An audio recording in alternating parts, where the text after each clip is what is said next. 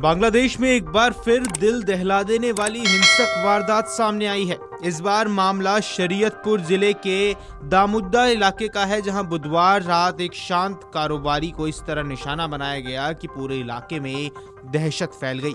बाजार बंद कर रोज की तरह घर लौट रहे एक व्यवसायी पर बदमाशों ने पहले बेरहमी से हमला किया, फिर धारदार हथियार से गंभीर रूप से घायल किया और अंत में पेट्रोल डालकर जिंदा जलाने की कोशिश की।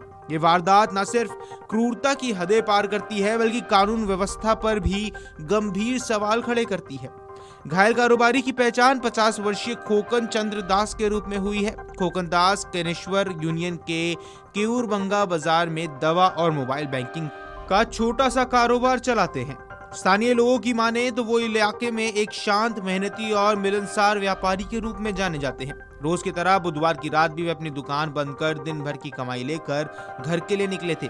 किसी को अंदेशा तक नहीं था कि ये रोजमर्रा की यात्रा उनकी जिंदगी की सबसे खौफनाक रात में बदल जाएगी। पुलिस के मुताबिक बुधवार रात करीब 9:30 बजे खोकन चंद्रदास एक सीएनजी ऑटो में सवार होकर घर लौट रहे थे। जैसे ही ऑटो दामुद्दा शरीयतपुर रोड पर केयूरभंगा बाजार के पास पहुंचा, पहले से घात लगाए बदमाशों ने ऑटो को जबरन रुकवा लिया, जिसके बाद बिना किसी चेतावनी के उन्होंने खोकन दास पर हमला किया। अचानक हुए इस हमले से वो नहीं संभल पाए। प्रत्यक्षदर्शियों और पुलिस सूत्रों की माने तो बदमाशों ने सबसे पहले खोकन दास की बेरहमी से पिटाई की।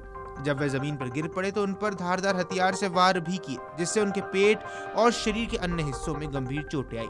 यहीं तक हमलावर रुके नहीं, उन्होंने खोकन दास के सिर और शरीर पर पेट्रोल डाला और आग लगा दी। कुछ ही पलों में वो आग की लिपटों में घिर गए। चीख पुकार और जलते शरीर की भयावह तस्वीर ने आसपास मौजूद लोगों का दिल दहला दिया।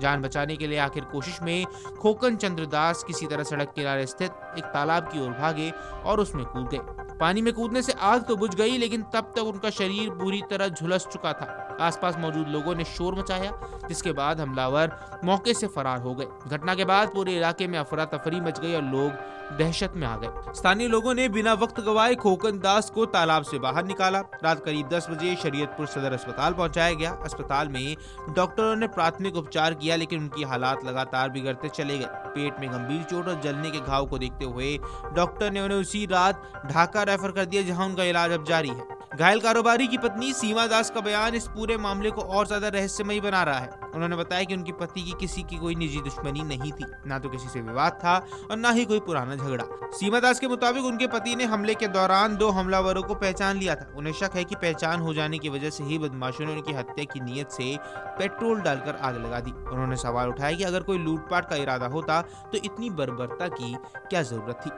शरीयतपुर सदर अस्पताल के डॉक्टर नजरुल इस्लाम ने बताया कि खोकन चंद्रदास के शरीर पर कई गंभीर चोटों के निशान हैं। पेट में गहरी चोट होने के कारण आंतरिक रक्तस्राव की आशंका है। इसके अलावा उनके चेहरे, सिर और पिछले हिस्से और हाथों में जलने के गहरे निशान पाए गए हैं।